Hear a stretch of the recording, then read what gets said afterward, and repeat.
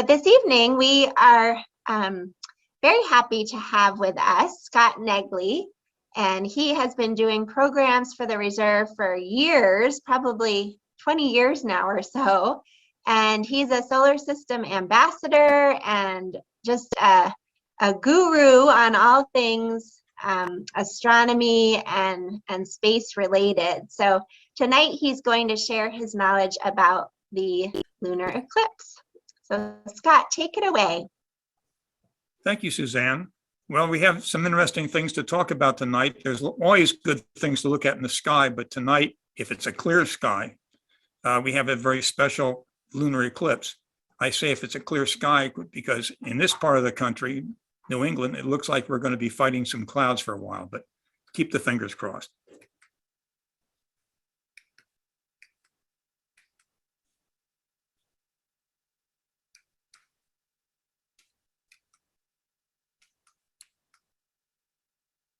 Right now,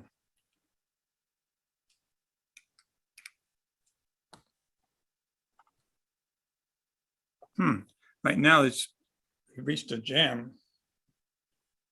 Oh, are your slides not advancing? It's not advancing. No, they were when I was practicing just a minute or two ago. If you use the arrows on your keyboard, nothing happens. That's the other thing I tried too. Let's see. No. All right, that might do it. Let's see. There we go. Okay. All right, so it's going to be a lunar eclipse. And of course, normally the moon looks like that until we have an eclipse. And we get an eclipse and all of a sudden it turns red. And that's actually called a blood moon because of the red color, the color of blood. And it's an interesting story behind that because a lot of people over the centuries were quite unnerved about that.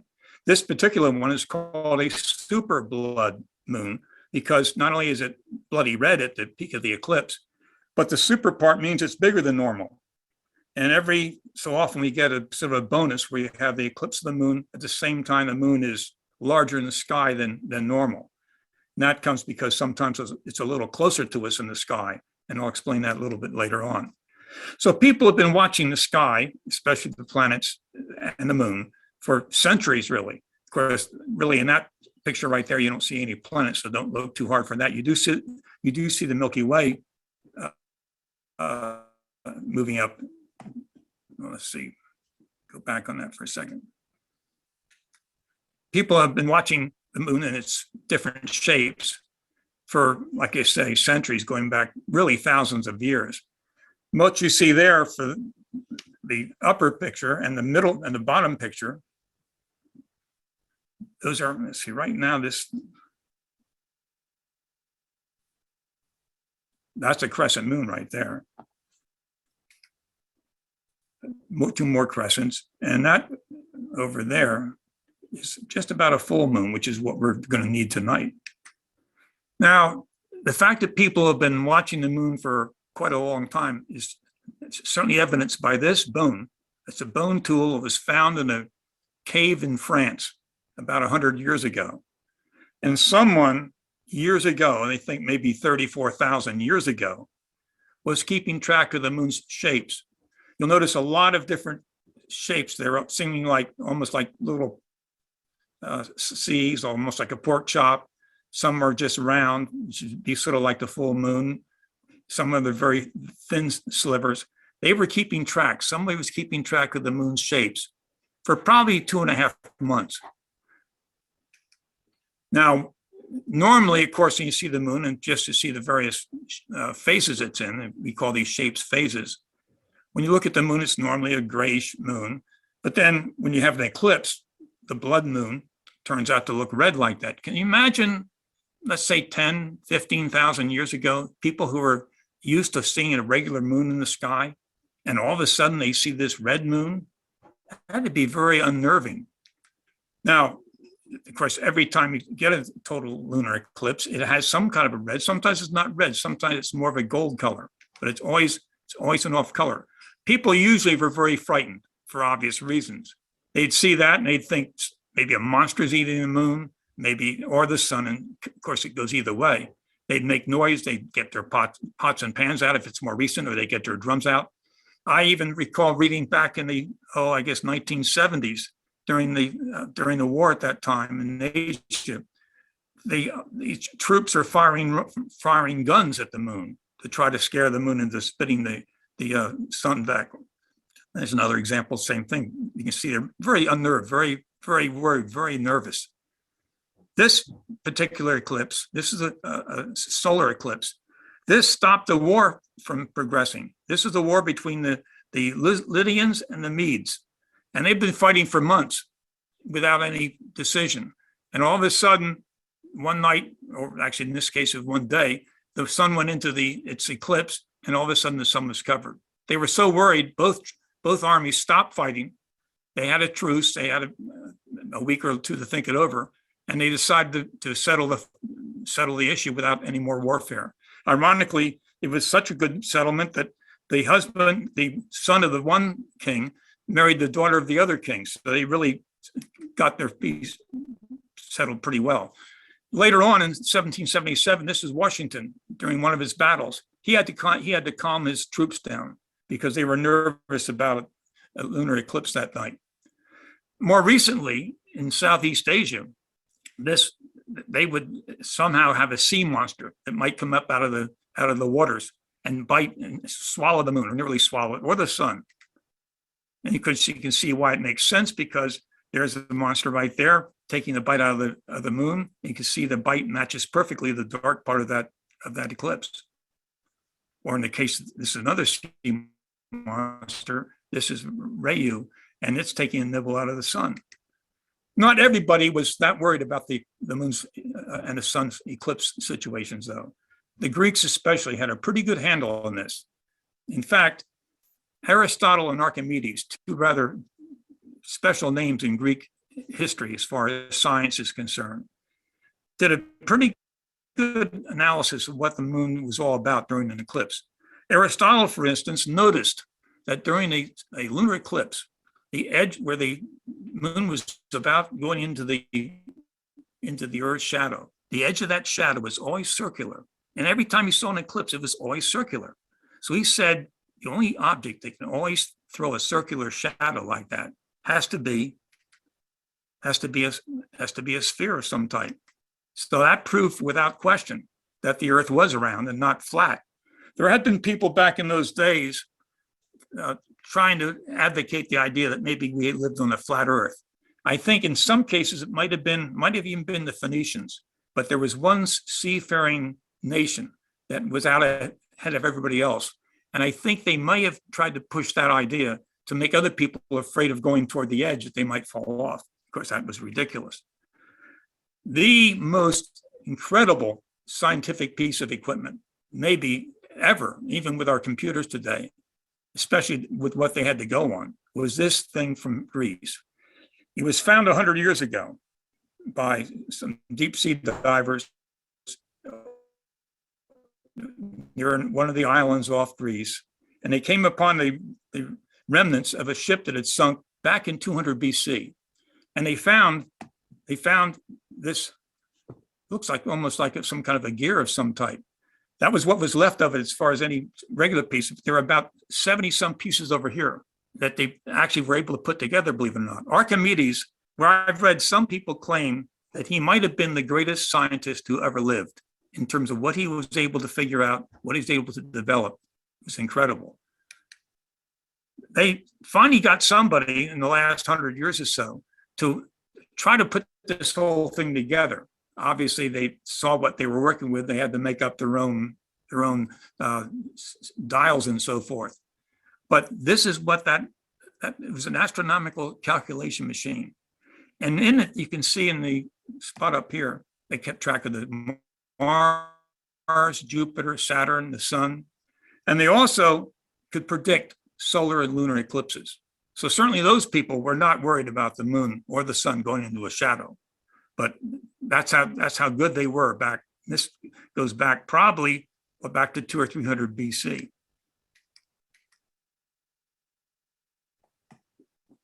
I don't.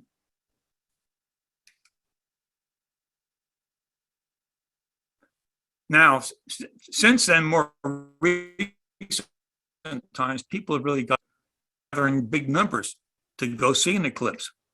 Talk about big numbers. This particular eclipse was a one 4 years ago, actually almost 5 years ago now. And this was a one they call it the American eclipse. This happened all across America from Oregon on down to South Carolina. But even before this time, eclipses really got specialized. Yeah. We can see all of your slides. So I think if you click on slideshow at the top, there should be an option to make your current slide the only slide we see.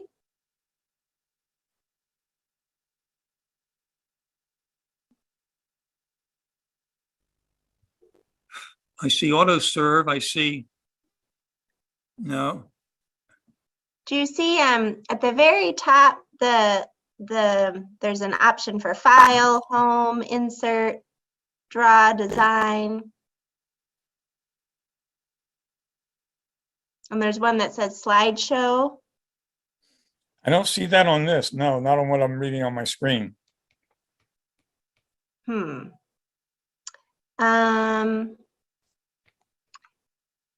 They're not getting any voice out of this then, right? We can hear you. It's just we can see something happened where the slide that you're on is now small, and we can see all your next slides too.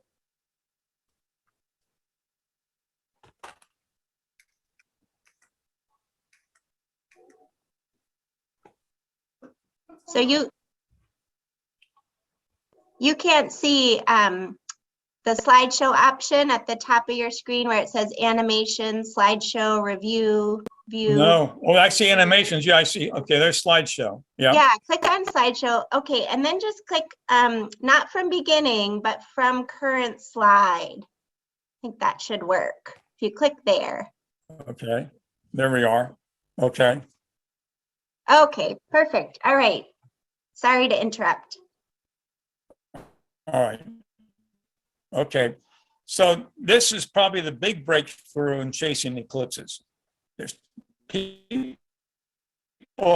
actually wonder, and people see one, want to see the next one in many cases. And this is a real great eclipse. It was a solar eclipse. It was a 7-minute long eclipse, which is very long.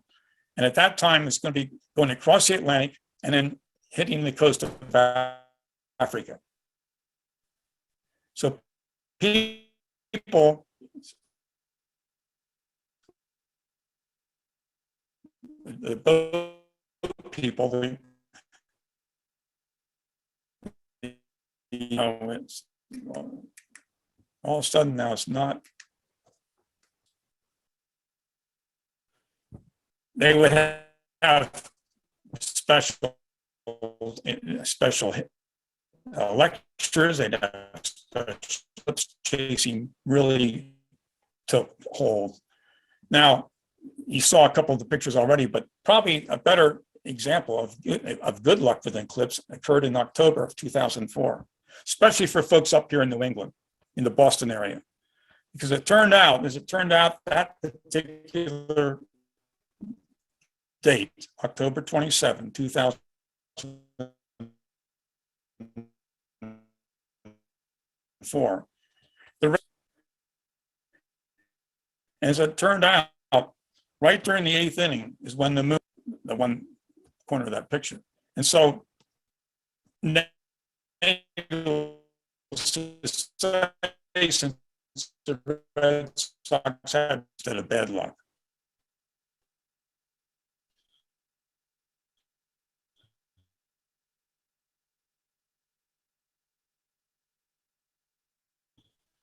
Which will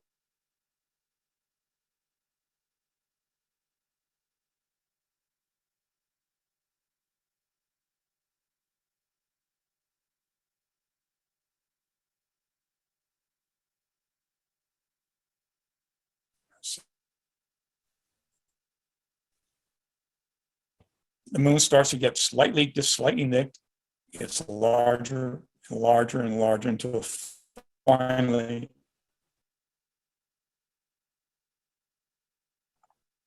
Excuse me again, Scott. So sorry, but It's we're total having after. Scott, we're having trouble hearing you. You're fading in and out. Good.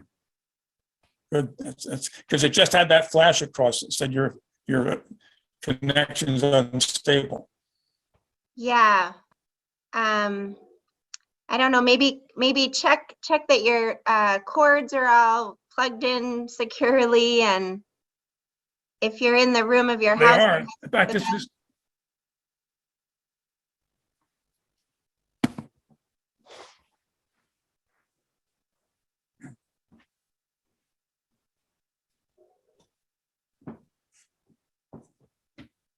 Sorry, folks. Thanks for your patience.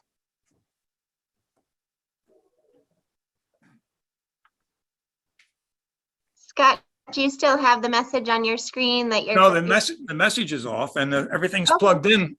Everything's plugged in good fashion. So okay, I can hear you loud and clear now. So let's cross our fingers. Now, the lunar eclipse happens when the moon itself will slide into our shadow, and so you see, as the moon gets more and more closer to the shadow, finally, as it goes into the shadow, there'll be a nick taken out of the moon, as you can see in the lower sequence down here. These show the different stages, and finally, when it goes completely into the shadow, that's when it turns out to be red, and they of course call that a blood moon. And there again, you can see it's getting like a thin crescent. It's not really a real crescent though, but it almost looks like a crescent. But that's what Aristotle was saying. See, the edge of that shadow is always round, which means the Earth is a round object. Called a blood moon eclipse because of the color. This particular one that's going to happen tonight is a blood flower moon eclipse. Flower. Why would they put that word in there? Well, it's in there because, very cleverly done, one of the Native American tribes, especially I think in the eastern area, decided for each month the total eclipse, the total full moon, the full moon of any month would have a name that goes with something that happens in that month. So you'll see this one in May is a flower moon, which of course is when a lot of flowers come out. The one in June is a strawberry moon. Of course, strawberries peak in June. The one in December is a long night moon. We certainly know about that. The one in February is a snow moon. Again, for folks here in the Maine area, that's very appropriate. So this is the May flower moon. Now, to have these eclipses happen, you need to have these three objects get in the right alignment. So if the moon is between the Earth and the sun, and the shadow goes on the Earth from the moon, that forms a solar eclipse. If it goes into our shadow a couple weeks later, that's a lunar eclipse. But again, they have to be lined up. The moon goes around us basically once a month, a little less than that. We go around the sun, of course, once a year. And when these alignments happen, for instance, if they're lined up just like that, the moon, Earth, and sun are perfectly straight line. In that particular case, that would be a full moon. It's on the other side of the sun, it's on the other side of the Earth from the sun. And in this case, you see here the Earth's orbit, and of course you have the moon, its orbit. And so when you have the new moon, if it's in between, if it's lined up with the sun and the Earth in between those two objects, that's a new moon, and that gives you a chance for a total solar eclipse. If it's on the other side, if we're between the sun and the moon, now we put a shadow on the moon, that's going to make a lunar eclipse, as you see down here in this lower picture here. So that would be a full moon in the shadow. Notice there's two shades of the shadow. In this particular case, there's a deep shadow called the umbra. There's a lighter shadow called the penumbra. It has to be in the deep shadow to be a total eclipse. If it only goes into the lighter shadow, you don't get to see the eclipse at all as far as being total. It's going to be probably a partial. So now what happens during the process? Here the moon starts off in the penumbra. The penumbra, remember, is a lighter shadow. So in fact, you notice when it's in the penumbra, look at that moon. There's virtually no difference. The penumbra, especially the part that's near the edge where it starts, you can't see anything happen. You can go out and look. In fact, tonight you can go out. Oh, see, it'll start going total about 11 o'clock. You can go out at 10:30 or so. It's going to be hard to see. At 10 o'clock, it'll be in the penumbra, and you won't be able to see very much because it's so faint. But now watch, as time goes on, that moon's gonna start. You see down here, the moon is going into the dark shadow, just partly, just now entering the umbra, and you can see it's a little part taken out right here. Looks like if somebody took a bite out of a cookie. Now, as it goes more into the umbra, the shadow gets larger. Finally, when it's totally in the umbra, now that's when you get your reddish eclipse. I can't even tell you tonight as I sit here, I can't tell you how red it's going to be. You don't know that until it happens. There's a variety of shades of red that you can get during a total eclipse. There they are. And that doesn't even cover all of them. But you see sometimes it's a bright red. Sometimes it looks like a copper penny. Sometimes it looks like a brick. Sometimes it has almost no color. All depends on the atmosphere. All depends on what's up in that atmosphere that's blocking the rays from the sun. In fact, they even have a code for it from 0 to 4, very dark eclipse, rust colored, brick red, or copper red. Like I say, it could be any one of those tonight. Now, then again, there is a situation where the moon is fully in the shadow. It's a full moon. It's now a reddish color. That's a total lunar eclipse. Now, people ask, well, what makes it red? Why should the fact that in a shadow, why shouldn't it just be dull? Why shouldn't it just be dim? Well, it all comes down to the fact that the sunlight, what we think of as white sunlight or whitish yellow sunlight, there are 7 colors in that sunlight: red, orange, yellow, green, blue, indigo, and violet. These are the different wavelengths of the colors that are in sunlight. You'll notice that the way it's set up, the red waves are very long. In between, from one crest to the next crest, a lot of space. As you go down progressively toward violet, the waves get shorter and shorter and shorter, till finally down here, they're very tight together. They're very close between the peaks. What that means is, if you now picture, let's say, atmospheric particles of some type, if you have, and the atmosphere is loaded with this, well, here's what happens. The red waves, it's a lot easier for a red wave to go around that speck, that dust, whatever that is, than it is for the violet wave. See, the violet wave is much better chance of hitting that because no matter where it catches on the up or on the down, it's probably going to hit that thing. Where the red, it's very easy. Some will hit it, but most of it goes right around it. And so what happens is, in the case of a total lunar eclipse, our atmosphere scatters the blue light, scatters those rays because they were blocked by those short wavelengths. Whereas the red waves can sail right through. And so the red waves are bent into our shadow. And so it's progressively more red as you get into that umbra. You see another example here. Blue light is scattered by those particles. The red light and the orange light can sail right on through. And again, same situation here. Now, this is why you think about sunsets. You never see a blue sunset. If you do, we've got some real problems. Once in a while, I should say this, on occasion, you might have a situation where the moon might look blue sometimes up in the sky, or even the sun. If you have the right, you really shouldn't be looking at the sun anyway. But what will happen if you have a major volcano somewhere else on the earth, and that volcano belches the dust up into the atmosphere? There can be so much dust in the atmosphere, it will literally change the color of the moon just because there's so much of it above us. And I'll say this goes back maybe 20 or 30 years. They had a major volcanic eruption I think in the Philippines, somewhere out in that area of Asia. And for weeks, for a month or two, the sunsets were incredibly beautiful because those particles lasted quite a while. So now you say, well, wait a second. Why is it red at sunset and you don't get any real redness when the sun's high in the sky at noon. Well, this picture doesn't quite show it properly because it makes it look like there's not that much difference between this going this way and going this way. But when you're looking low at sunset or sunrise, there's a lot of space here to go through. There's a lot more air to battle through here than there is here. So even the scattering, in fact, there is still scattering. But what happens, it's why we have a blue sky. So what will happen, the blue light from the sun comes in, hits those particles. It'll go here, it'll go there, it goes all over the place. And it winds up coming down to us from all these different directions. That's why when you go out on a nice clear day, the sky above you is blue, no matter where you look. But at sunset, you will have that blue effect then. So there's what I mean. You get the daytime sky, that blue sky is because of that scattering. And then of course the gorgeous sunset, the red orange gets through and the blue is scattered all over the place. Here's one for you. This has nothing to do with eclipses, but I thought I should put this in anyway.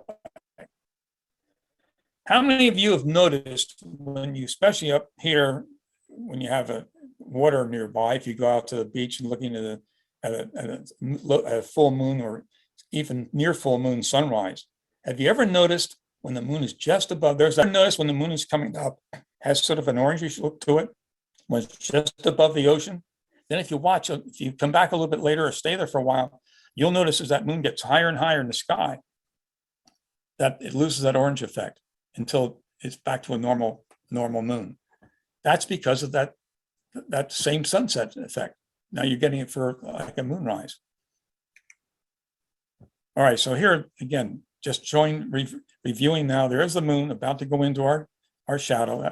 That's already taken, that's in the partial phase right there. It's already been partially covered, and it's going to get more and more, of course, as time goes on. It's covered till finally, when it's in the disk, there's your red moon, there's your blood moon.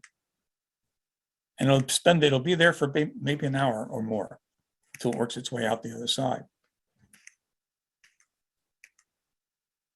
Turns out there are actually three, I should say, variations of a lunar eclipse. And it really all depends on where the moon is in the shadow. In other words, if the moon is completely in the umbra, remember that the umbra is this deep shadow here, where it's dark. When it's completely in that shadow, you get that. You get the reddish full moon eclipse.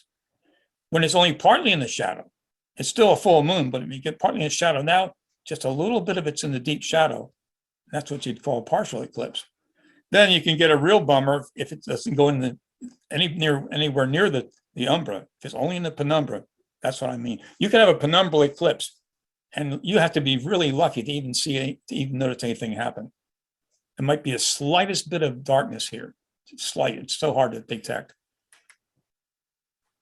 So again, there's a situation. It goes in. This is just now entering the partial point, and it gets in. It'll be in through this range. It'll be a partial, and then it finally gets to be total. Now there's a partial. See, in that case, it never got into the umbra. It never got into the actual deep. Part of it did, but it didn't get completely in. So that's the edge of the umbral shadow right there. And again, the penumbra, as I said before, here in this case, it stayed out in the umbra the whole time. So that's it's not even worth going out and looking at. You have to be really lucky to even discern the difference. And again, this just shows the passages. That would be a total. This is a partial, and that's the umbral. Now this is a solar eclipse. And of course you can see, the interesting thing about the solar eclipse, the sun, of course, when it's covered, there's still some of the area around above the sun's surface that shows this almost like some sort of hair on the sun's head here. But that's just the extra material from the sun being energized as the sunlight comes out. The moon is blocking most of it, but it still can light that up. That's a good solar eclipse right there. Now here, again, we talked about the umbra and the penumbra. So here's the sun, here's the moon. The moon puts a shadow on us. And notice there are two shadows here. The deep shadow, that really dark circle, that's the umbra. The lighter shadow, that's the penumbra. So it's interesting. Look how huge that penumbra is. So what that means is that you get an eclipse of the sun. To see the total eclipse, you've got to be where that dark spot is. You have to be, I can get this. You have to be right in that dark circle if you want to see the total eclipse. If you're somewhere out in this area, you're going to see a partial eclipse. And there's a big difference, folks, a huge difference. So the penumbral shadow, the umbral shadow, penumbral shadow is just so huge. And that if it's in the penumbral shadow, that's a partial eclipse. In the umbral shadow, you get a total eclipse. So now, when you have the solar eclipse, now the moon's going to come up and cover up the sun. Bingo. And of course, this is what you get down here. Now, here's a good representation of the actual, what they call the path of total eclipse or the path of totality. What will happen is the moon goes around us. It'll sweep over like this part of the earth in just a matter of minutes. Or actually, it'll probably take here maybe 4 or 5 hours to do this. And all along that path, anybody living along that path will have a total eclipse. So that's a partial. Anybody out here is going to see maybe. If you're way out here, you'll barely see anything. The close you might, if you're even close to where that dark spot is, you may have the sun covered by 98 or 95% of the time. But folks, believe me, there's a huge difference. Even 95 doesn't come close to comparing to a total, not even close. Here's a picture taken from space, and you notice this is a shadow, the shadow on the Earth, and you can see that's out in the Pacific Ocean. 30 minutes later, it reaches now the coast of Mexico. 30 minutes after that, it's now reaching Cuba. So you can see in the space of really an hour, it moved from here over to here. And all along this path, those folks were having a total eclipse. Now, up here, in this part of the country, up here, they were getting a partial eclipse because that's where the penumbra is. And of course, there it is, starting to get covered, more and more covered until finally, bingo, there's your total solar eclipse. Then after, generally speaking, at the best, you might get 6 or 7 minutes out of an eclipse, at the best. That's why that one that went to Africa back in 1973 was such a special one, because it's so unusual. Most eclipses are maybe 2 or 3 minutes. We have one coming up in a couple of years, we'll talk about that. And that's going to give us here, I think really almost anywhere in the country, this will give us about, 3.5 minutes. And I'll tell you folks, 3.5 minutes, you never saw 3.5 minutes go faster in your life than you do when you're watching an eclipse. It's like a blur. You think, where'd it all go? You want it to go for half an hour. It doesn't happen. And of course, that comes back out. So there's your sequence. And of course, the middle part, that would be the irony is it makes it look like it should be. If it takes an hour to go up into the center, I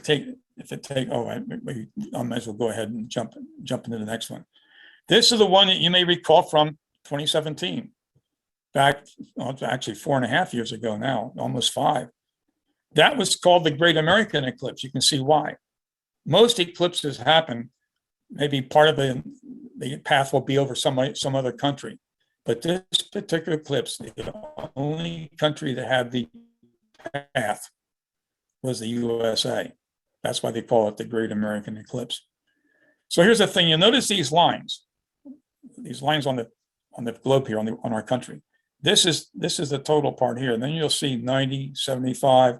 In other words, the farther you get away from the actual center line, up here, these people right there in this area, they got about 25% of the sun covered. So they got to see a little tiny partial. And the closer you are to the actual path, the better it gets. Even in the path, if you happen to chase the eclipse and want to go to where the path of totality is, you want to get to the middle of that path if you can. The edge of the path, you'll see, like the one here in 2024, we'll have about 3.5 minutes. If you only get just inside the path, you might get a minute and a half, that type of thing. And that's what that looked like. Now, what's happened? People have really started to play these. Your communities and your various groups that are trying to get people to come visit their town, especially in the summer, get tourist money. There's that connection again, stable connection. So with the one in 2017, there were people putting out ads all over the place. Every area, every state was putting out ads to various towns with special hotels and special package deals. They were trying to get people to come to their site to watch the eclipse. It's money. So that's just another example. You see all these different, and that's just a tiny, tiny fraction. Now, I think we're losing a little bit of it. But you might be able to see some of these numbers here. They're not, like, for instance, this one over on the edge, you see 60, and then up here, this will be 20. In other words, these lines represent how small it gets if you don't go to the, you're not in the actual total. So this is a better view of it. So this line here, anybody on that line saw 80% covered. Anybody in this line, 60, 40, up here, 20. So actually in this particular eclipse, Maine wasn't too bad off. We had a coverage of about 60, 65%, which is pretty good. But I'll tell you folks, you're not getting that. And if you can do it, if you can get to where a total eclipse is happening, it's worth, there's a lot of travel involved here. People go hundreds of miles, thousands of miles. But the difference you see in this versus a regular partial is just absolutely awesome.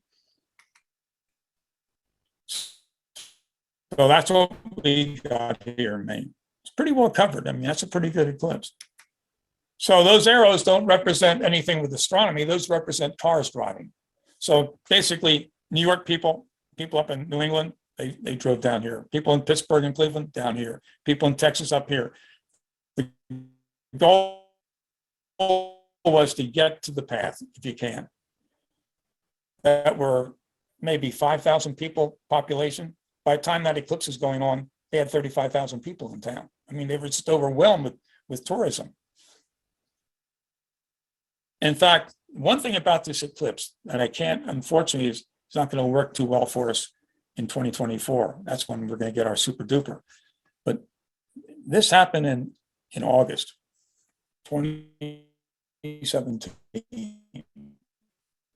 Well, think back to most summers here in Maine or anywhere really. You don't get a lot of rain in August or July.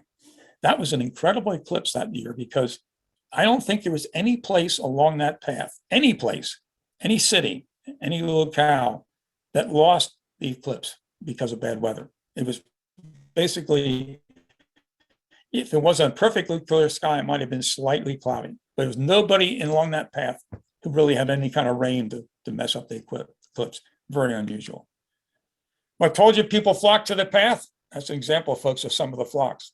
I'll tell you, it gets people caught up, and you get reports on it. You get people talking about it, and if you've seen one, the next thing is, all right, I've seen one. I want to see another one, and it gets tricky because that's one problem with the one we're having in 2024.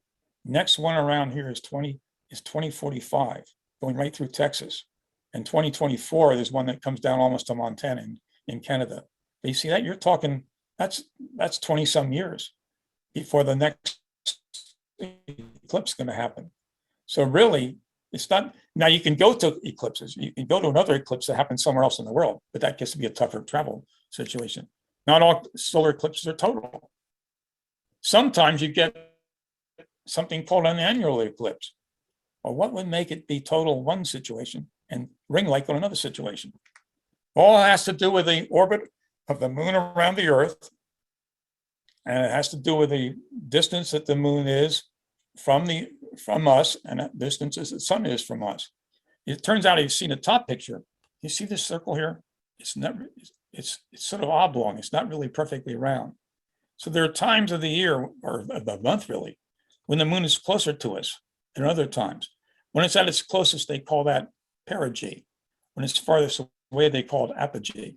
So when the moon is close to us, that shadow that throws really easily gets onto our surface. But then look over here. When when it happens to be a full moon, or in this case, a new moon, when it's a new moon and it throws a shadow, it's far enough away the shadow doesn't even reach the Earth. No eclipse. No total eclipse. And what happens? The sun covered. If it's farther away, you're not going to. It's going to be too small to cover it up. And you'll notice here, this is the apogee, which means farthest away from the Earth. This is the perigee. So you can see the distance, the difference in distances is enough that that moon is distinctly smaller. There we are. There's a comparison. That's the moon in apogee. There's a moon in perigee. So you see why this one's not going to cover the sun up. That one will. Same thing here. You can see the relative difference in sizes. And of course, when it's small, you get the annular eclipse. Now, that is a path showing the eclipses of the sun and moon for a period of basically 40 years. Now, it'd be nice if all those lines were blue. You see in the bottom there, the blue line is an eclipse. So all those red lines represent times when the moon is really too far away in the sky to cover up the sun. So you don't get the real neat effects of a total solar eclipse. So in fact, that's what makes this one so special coming up. You see, it's the only one between now and 2040, well, actually I should say 2045, that is going to be total. Now this one is going to happen in 2023. I'll talk about that a little bit later on. That's not a total, that's an annular. And it's going to go right across the Southwest, got right through Texas. So you see, by the way, you may wonder, these are the paths. These are the actual paths, the path of totality. And you see, most of these paths are pretty tight. Look at this one down here. Look at that one there. Look how wide that path is. Holy cow. There's a reason for that. When the shadow hits the Earth square on, right in the middle, like around the equator, there's not a lot of a chance for it to spread out. But if the shadow happens, you notice where these paths are also wide? They're wide near the poles. The North Pole up here, the South Pole up here. When that shadow hits somewhere around the Arctic Circle, it spreads out much more than when it hits the equator. And that's why you get these wider paths. This is something, you talk about annular eclipse. We had one in Maine, 1994. And you can see there, that path looks very similar to the one we're getting in 2024. It goes right across the country, right up across Nova Scotia, or almost Nova Scotia. And that's what it looked like here in Maine, 1994. Now, interestingly enough, if you get a solar eclipse when you have a new moon and a lunar eclipse when you have a full moon, shouldn't we have eclipses more often? Don't we have full moons every month? Don't we have new moons every month? There's your eclipses, folks, for 2022. April 30, partial solar. May 15, that's tonight, the total lunar. In October, we get another partial solar. By the way, you notice one problem with this. You see the partial solar in April 30th, that was in South America. Then on the 25th of October, Europe, West Asia, Northeast Africa. So often there'll be an eclipse and it's on the wrong side of the world for us.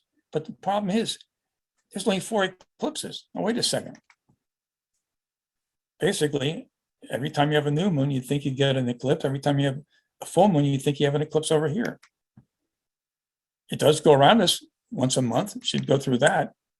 Well, there's a fact, folks, there's a list of all the new moons and all the full moons in 2022. In fact, you'll notice basically one for each month. Once in a while, you get to squeeze a couple, and you notice in this case, there are 2 dates in April where you have a new moon. So you have a chance for 2 eclipse situations. So, and then of course, 13 new moons, 12 full moons. Does that mean there should be 25 eclipses? Boy, if that were the case, I've already seen 46 of them. I don't need to see this one. They're kind of boring now. I've seen so many. It's not the way it is. That's what we're getting. April 30, October 25, the 2 sets of suns there, there's 2 solars. Then on the other side, May 15th, they say 16th because it is the 16th for folks in Europe. But that's tonight, And then in November, we get another one, by the way. By the way, I'll point this out to you a little later on. If you miss this one, and right now it looks like we may miss it with the clouds, there is one coming up on the 8th of November. Only trouble is, speaking of coming up, you've got to come up a little earlier that morning, because that's going to be around 4 or 5 in the morning. So if you want to see that one, you have to lose some sleep. So why don't we get more? Well, here's why. It's because the moon's orbit around us does not coincide with the Earth's orbit around the sun. It's not flat like ours. It's tilted. So in this particular case, it's tilted just like that. In this particular case, if you have a moon here, it's going to be below the Earth sun line. If you have a moon over here, it's going to be above it. That doesn't give you anything. Yet there's a new moon right here. So if I get my cursor, there's a new moon, there's a full moon. You'd think there ought to be an eclipse. It's above or below the line. It's all because of that tilt. See, our orbit's nice and level. The moon's orbit is tilted to us. So there you have it. So in this particular case, nothing happens. The shadow goes above us, or our shadow goes above the full moon. But over here now, 3 months later on, now you get, they're all lined up. They're all, even though it's tilted, the way those two orbits intersect right along that line is perfect. So this kind of shows it in a nutshell for the whole year. So in this area over here, no eclipse. Same thing over here. But here they're all lined up twice a year. So generally speaking, that's kind of like here. We have May and October. And so same thing over here. So there you are. This is 2022. Here's where you are now. Partial solar, total lunar, partial solar, total lunar. 6 months apart, just about. So you notice you usually get pairs of eclipses, and they're usually separated by 6 months. So the special one coming up, I've referred to it already a couple of times, but that's a super duper one, folks. Now we have to take advantage of this, because the next one is going to be 23 years from now. That's a pretty good wait. Even for someone who's relatively young, that's a good wait. And here's what happens. That's what the shadow, that big shadow there, that's the penumbra. And that little dot is the umbra. So where the little dot is, all those people along where that little dot is going over, they're getting a total eclipse. And you see the same thing here again. That yellow line is the path it's going to follow. And that black dot, that's the path of totality. Anybody underneath that black dot is getting a total solar eclipse. Where the big circle is, that's a penumbra. See, all of Canada will see a partial eclipse, but only the part near Nova Scotia will get to see a total eclipse. And there it is, total eclipse of the sun, April 8th, 2024. And you can see, by the way, I showed two paths here, the last eclipse we had, and of course, the one coming up in 2 years. Look at Illinois, Carbondale, Illinois. You talk about luck. That's Carbondale, Illinois, folks. That town, 2 total eclipses. They don't have to go an inch. 2 total eclipses happen to the same town. Here's one of the problems for the one in April 2024. Remember what I said about that nice August eclipse we had in 2017? Doesn't rain much in August anywhere in the country. Well, there's your April situation, folks. The different colors represent different amounts of clouds you have. Don't be fooled into thinking, well, that Maine's pretty good. It's white. There can't be any clouds. When you come over and look at this, white means in April, around that date, 70 to 80% of the April 8th days in the last 20 or 30 years, 70 or 80% have been cloudy. So therein is a problem. And you notice even if you go to Vermont and New Hampshire, that's dark green, that's 60 to 70%. And if you even go as far as Ohio, that's 50 to 60%. So you really have to play it, be ready to move. You have to be ready to maybe to get in the car and drive someplace. So you check out your weather guy 2 or 3 days ahead of time. And if it looks like it's going to be good in Maine, then you stay put. But if it looks like it's going to be cloudy, then maybe you plan on going maybe toward Buffalo, maybe toward Cleveland. But here's the problem. It may be cloudy there too. As it turns out, and even this isn't great, but it gets better and better as you get closer and closer to the border here. Austin, Texas, San Antonio, 30 to 40% covered. In other words, 60 to 70% of the time they have clear skies in April. So they have the best chance of seeing the eclipse right here.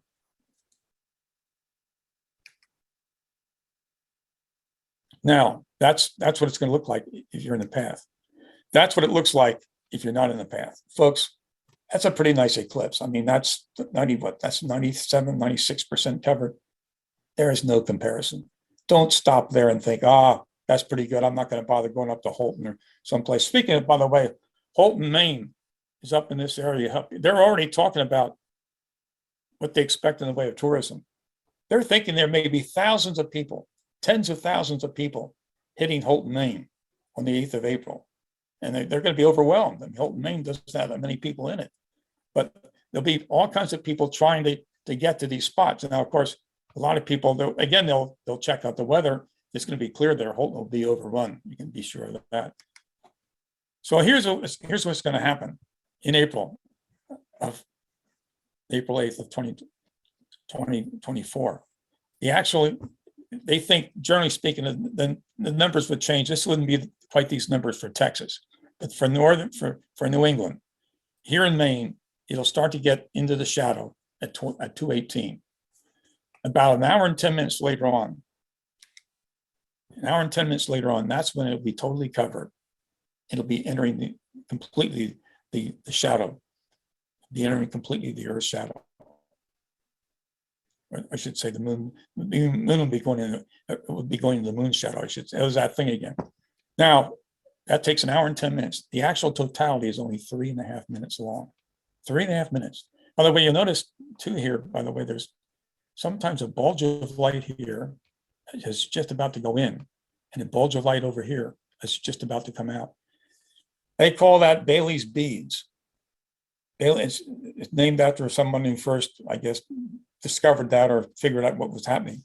And the reason it's happening, see, the moon is not a smooth ball by any means. It's got mountains.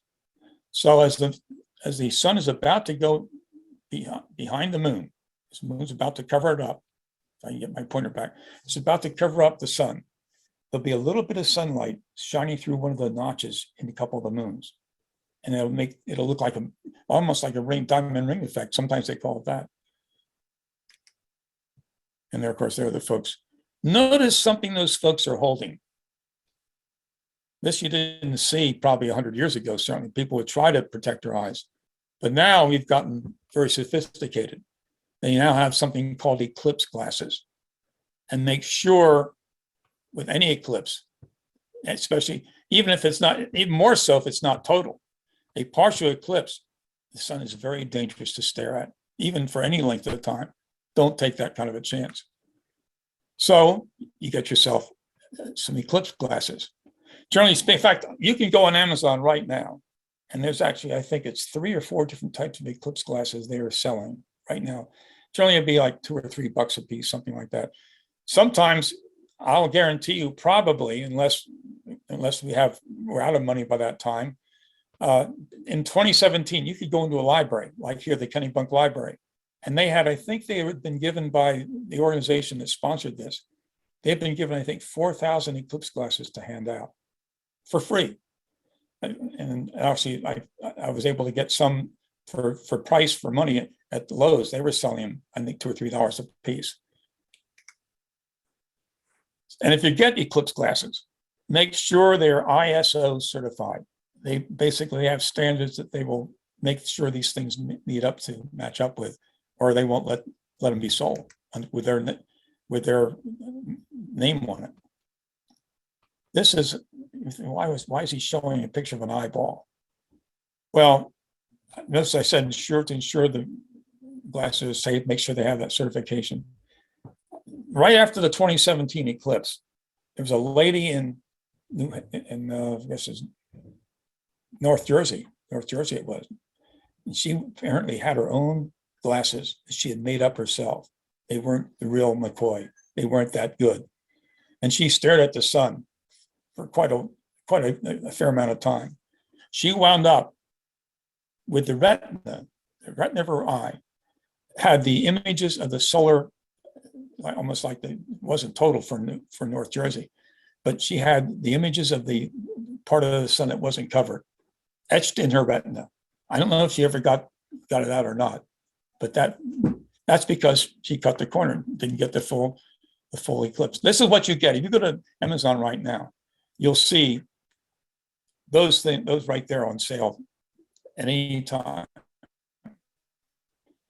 And of course, again, you see everybody with the glasses, even four-legged friends. So there it is again, folks, just to show you one more. So it goes through Mexico. They call this the North American Great Eclipse because we're sharing it now with Mexico and Canada.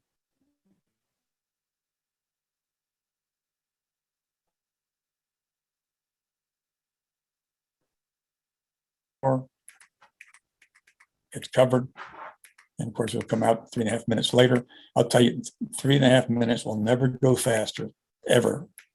When you're watching that, you think, where did it all go? Why didn't it last longer? When not totally covered, the sun is dangerously bright, and believe every word of that. So the partial stage when it's not fully covered. So you might think, well, gosh, it's 80% covered. I can look at it now. No, don't do that. That's when you sort of get tricked into thinking, oh, I can get away with it. The only time it's totally covered, in fact, they say that the fully eclipsed sun, they say is about as bright as a full moon. So that's the only time you could take those glasses off. Because if you kept the glasses on, you wouldn't actually see the eclipse. So you need the glasses here and you need it here. Don't play games with that. And again, they all are doing it. So our next two eclipses are going to be 2024, 2045. Except those are total eclipses. Now this is the one coming up next year, October 14th. That path, it's a shame, that would be a great total eclipse. Look, it goes all the way from the western US, right across the Southwest, down through Yucatan, down into South America.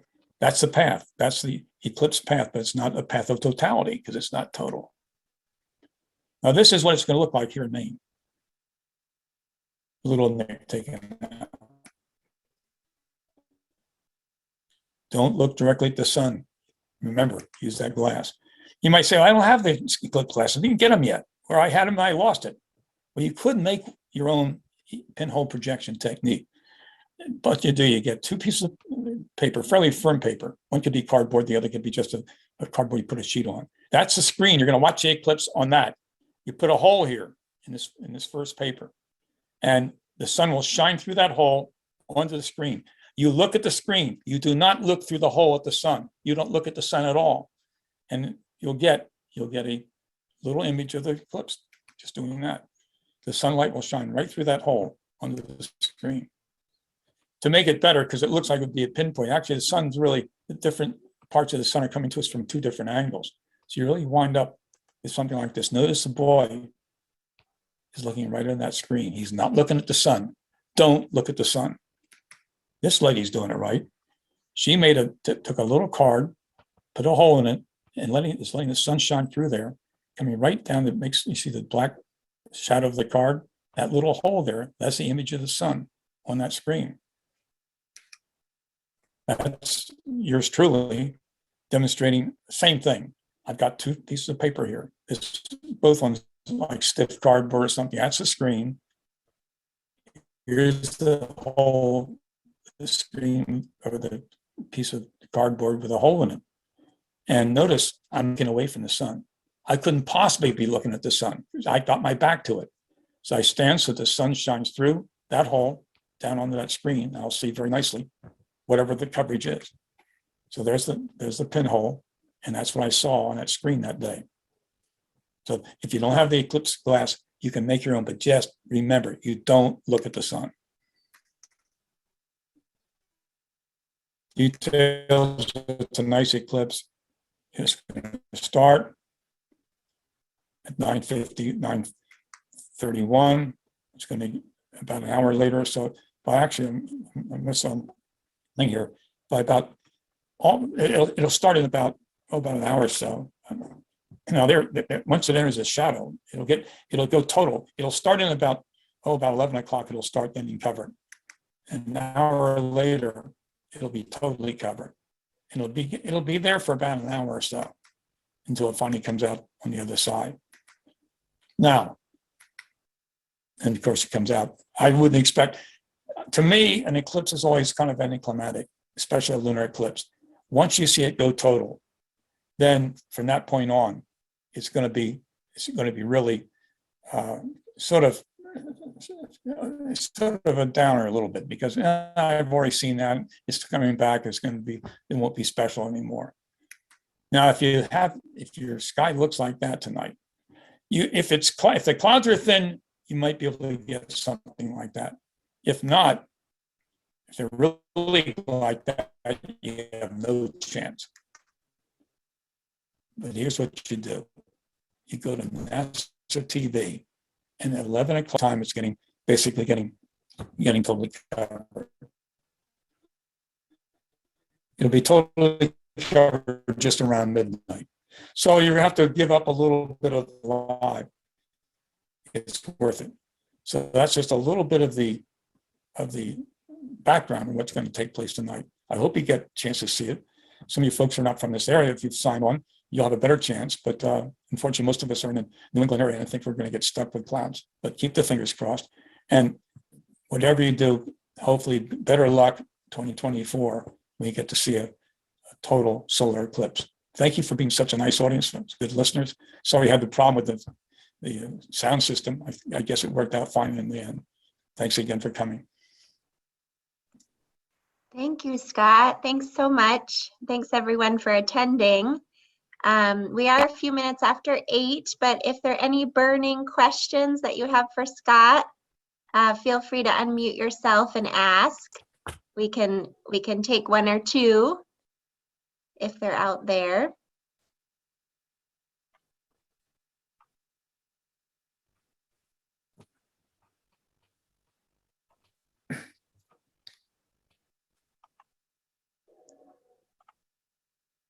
Any questions at all? I just had a question. Oh.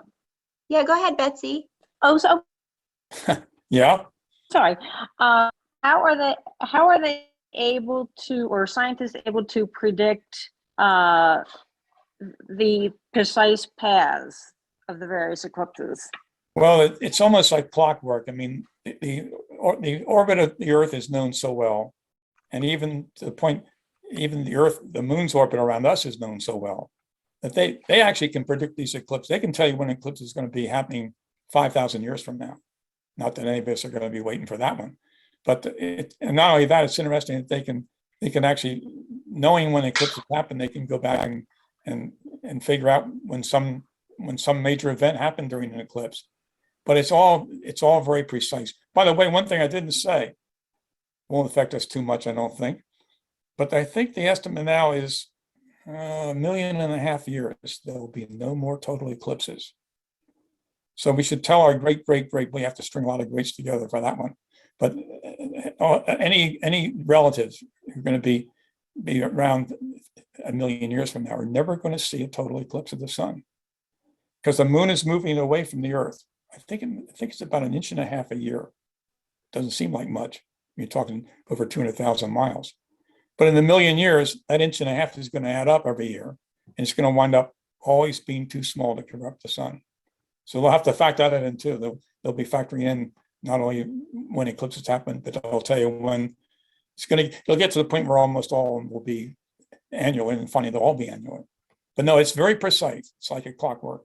Just like those Greeks back in 200 BC, they were able, that machine of theirs was incredible. They knew the paths of planets. They knew when they would come around. They knew the moon situation too. Scott, it looks like a couple things. One, there's a question in the chat box wondering where folks can get that NASA how they find that NASA Live website. And then Arlene, I see Okay, your they should hand, Google so NASA TV. you'll be next. Google NASA TV. And they'll, in fact, if you Google it right now, they'll tell you for every day of the week, they're programmed to what they're going to have on their program, what they're going to have on their network. And the funny thing is, they won't show anything until 11 o'clock is when it really starts to get interesting anyway. So they go 11 to 12 on NASA TV. And you don't have, everybody's eligible for that. You don't have to have no special subscription or anything else like that. Okay, great. So Google NASA TV, that's how you find it. Good to know. Exactly. And Arlene, I see your hands up. Go ahead and unmute yourself and ask your question. Oh, you're still muted. Let's see. Let me click on ask to unmute, see if I can unmute. Unmuted now? Yes, we can hear you now. Okay. So my question was, because I have such a forgetful mind, what is it that is coming up the 24 in year 22 or 2024? Is it a solar eclipse? That's a total solar, the last one we're going to have until 2045. So you have to take advantage of that. And will we in New England have a chance to see it? Oh, for sure. Only Okay. problem is that New England weather in April. That's the one thing you have to See. cross your fingers on. I mean, Okay, it's I got think I'm going to 20 order my years- glasses now. you've got a 20 or 30% chance to see it, but that's still better than nothing. But that's why you may Right. want to keep an eye on the weather. And there's only so much. For instance, if you had a front coming through that day in Maine, and you saw Yeah. it's going to be clear maybe in New York or something like that, you might want to get in a car and drive down to near Buffalo. That would. Oh, I see it. And, Okay, and thank you that, very much. that you can, one nice thing about this, the fact that it's in the afternoon, 3 o'clock in the afternoon, you do have a Right. chance. And you could say, well, gosh, 8 o'clock in the morning, it's not going to be good here. I'm going to get in the Right. car and drive 7 hours. Might be able to see it. Right. It'll be I a saw solar. one once when I was at work.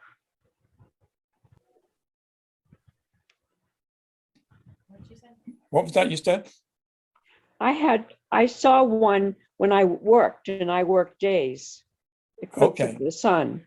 Okay, well, yeah, that would have been a solar. We That had was one just- here in Maine. So, I guess the one 1963 was the Yep. main total eclipse in Maine. yes. That path came right down out of Canada, came right down and cut right into the Atlantic Ocean through Maine. Right. All right, well, I think we're about 10 minutes after 8 now, so we'll let you all go.